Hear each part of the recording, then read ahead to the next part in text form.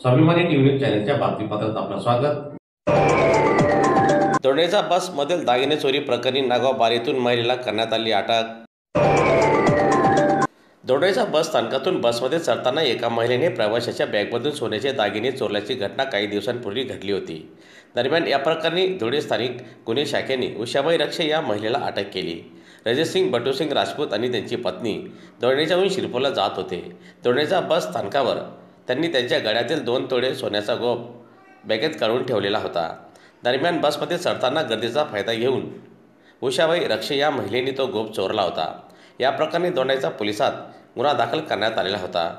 दरम्यान स्थानिक गुन्हे शाखेच्या अधिकाऱ्यांनी गुप्त माहितीच्या आधारे नागावबारी चौफुली परिसरातून उषाबाई रक्षे या महिलेला ताब्यात घेतले असता त्यांनी चौकशीत त्यांनी गोप चोरी केल्याची कबुली दिली।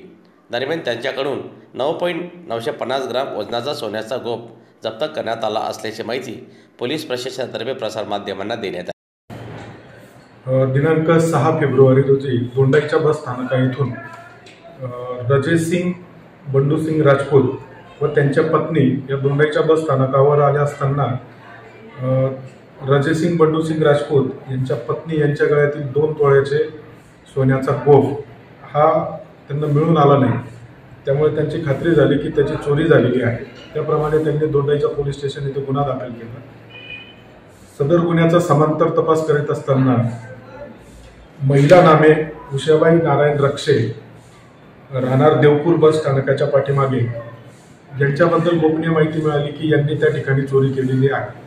त्या पद्धतीने आम्ही गोपनीय माहिती खात्री केली असता सदर महिलेला महिला अंमलदार यांच्या मार्फतीने ताब्यात घेऊन त्यांना विश्वासात घेऊन विचारपूस केली असता त्यांनी 9.950 ग्रॅम सोन्याचा गोप अर्धा तुटलेला हात चोरला असल्याची कबुली दिली व तो त्यांनी स्वतः त्यांच्या घरातून काढून दिलेला आहे। त्याची एकूण किंमत 37,000 रुपये अशी होते। सदर महिला यांना पुढील तपास कामी दोंडाईच्या पोलीस ठाण्यामध्ये वर्ग करण्यात आले।